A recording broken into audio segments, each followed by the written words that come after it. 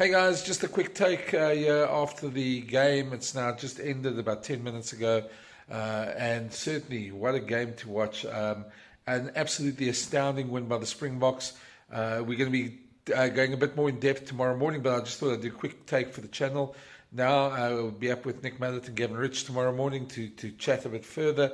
But for now, what an astounding win by the Springboks. An absolutely amazing win by the Springboks. When Luat Diago got the red card, I thought it was done and dusted. I thought they'd battle on, they'd show heart, they'd show fight, they'd show passion, but there's no ways they'd probably win, especially in that cauldron in Stade de France.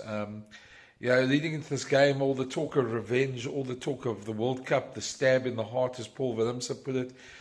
Lots of talk there about all that sort of stuff. And in the end, it really didn't matter. And I think this win, I know we were astounded by what happened in Wellington, impressed with what happened in Durban, but this win must rank amongst the best that the Springboks have ever pulled off. Yes, both sides were missing players. Yes, they didn't have their strongest teams. Whatever. I mean, it's just the pressure going into this game, guys. It just was astounding. But it just shows how good this team is, how special this team is, how amazing they're playing at the moment, and how much self-confidence they have. No matter what happens, they can handle it. It's hard to make comparisons. It really is to other teams. But when you look at the All Blacks of 2011 to 2015, often that team, what made them so good was they were often in trouble. Springboks used to rattle them, but they used to come back in the last 20 minutes with 2 tries and win the game rather comfortably in the end. That was what the hallmark of what made them such a great team, and how they soaked up that pressure when they needed to and came back stronger. I think we've just seen an absolutely amazing and absolutely exceptional Springbok performance tonight. I just think, I don't think we realize how good it is. I want to go watch that game again because it's just it was so tense, and these games in Paris, the World Cup games, these games are always so tense. You sit there on the edge of your seat, and I'm sure everybody's like us. We sit there watching these games, and we absolutely so absorbed by it. You almost you get stressed, so stressed by it. But the one thing you can't take away from this team is just how well they soak up pressure. That first half, let's start there. France had most of the ball. They had most of the possession, did most of the attacking. They had almost double the carries that the Boks had. Really sort of had much more of the game plan. The Boks literally just absorbed pressure. Didn't have much attacking.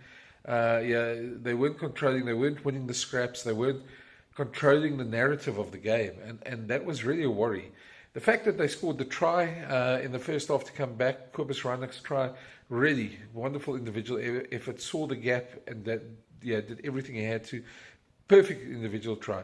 We had a couple of missed kicks by Sasha. I thought there was a couple of other things Sasha didn't do that well, but he recovered well, and he's going to make mistakes. He's a hell of a talent, and the kid must play. And this is in another way. I sent a text to Gavin while the game was on, and I said to him, now that sort of Marnie's on, Sasha's moved back to fullback, the Springboks are down a man.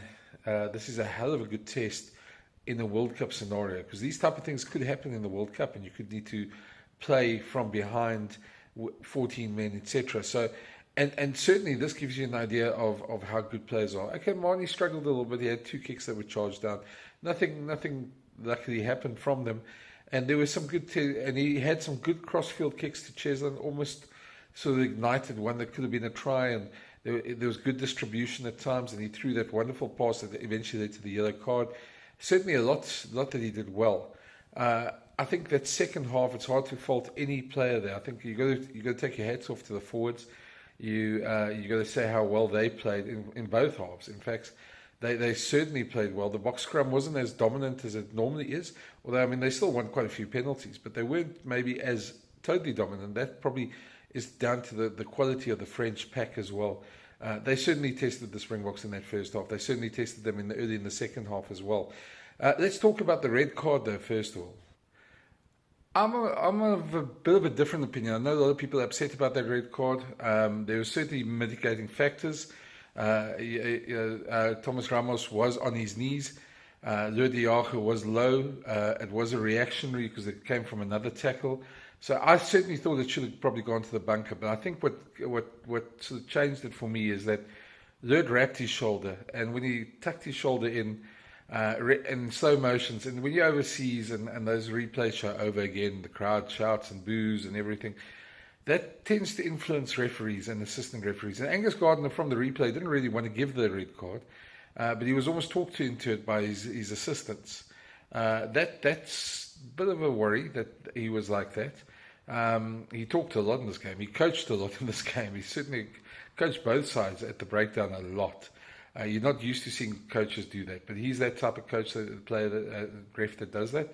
And I think the tuck of the arm was the thing. I didn't think. I thought it would have been a red card anyway. I think we've gone to the bunker. We probably had a 20-minute red. A permanent red felt a bit harsh, but I can understand why they did it as well.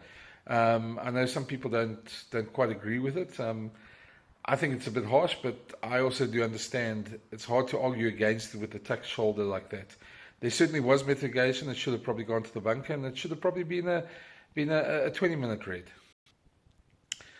But saying that, I suppose all well, at least it didn't ruin the game. At least the Springboks found a way, and that just shows what a great team they are. Because early in that second half, France was running everything at them, and you could probably say that France probably ran themselves off their feet a bit there, because they really looked. They almost scored a couple of tries, and a couple of times just great scramble defense from the Boks stopped them. I think the Boks tackling the defensive system really came into its own tonight again. You saw that a lot. And when they saw the opening, and that's the hallmark of a good team, when they saw that opening, they marched up the field and they scored the try.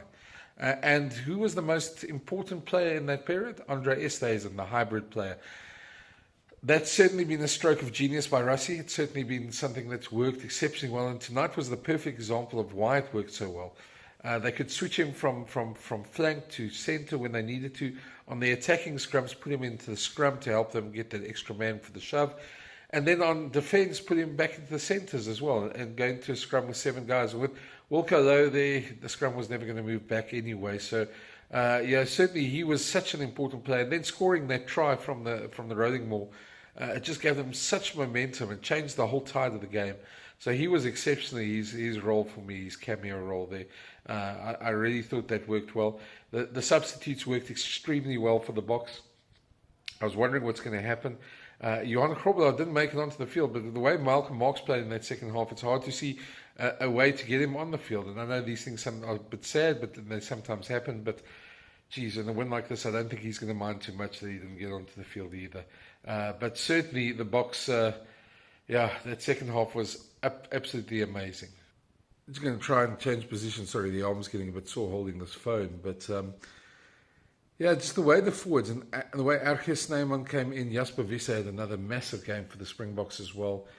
You had, Ron Nokia put in a hell of a lot of work. I'd love to go see his stats, and I'll probably do it before we chat tomorrow. Just see what his stats were. But he really put in a big shift there. Made lots of tackles and was very involved as well.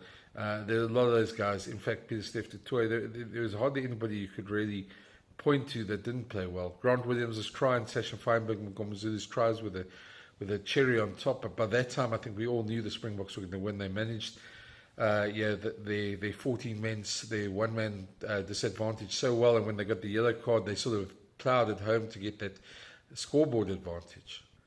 And you could see the French heads drop. You could see, especially in that second half, especially when they got the yellow card, especially when the Springboks scored through Grant Williams, you could see the whole momentum had shifted. Everything had shifted in the Boks' favour. The crowd went silent. Everything happened. So all the talk of revenge was gone. All the talk of everything else was gone. And the Boks pulled off an absolutely magnificent win. As I say, that 19-3 scoreline in the second half with 14 men is something that we should savour. It's an exceptional victory. They are by far now the number one team on the planet. I think that's not even up for debate anymore. I think France, the Six Nations champions, we're always going to test them, and a lot of people wouldn't have been surprised if France actually won this game, but especially with all the emotion surrounding it. But this game, they certainly put the hammer down. This team is better than the one that played in 2023 in that game.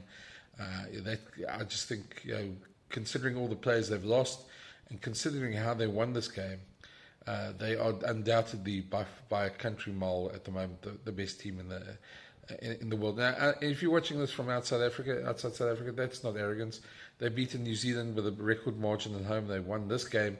I'm not sure if it's a record margin, but it was certainly comprehensively. They've beaten Argentina comprehensively. Yeah, they've had their stutters along the way.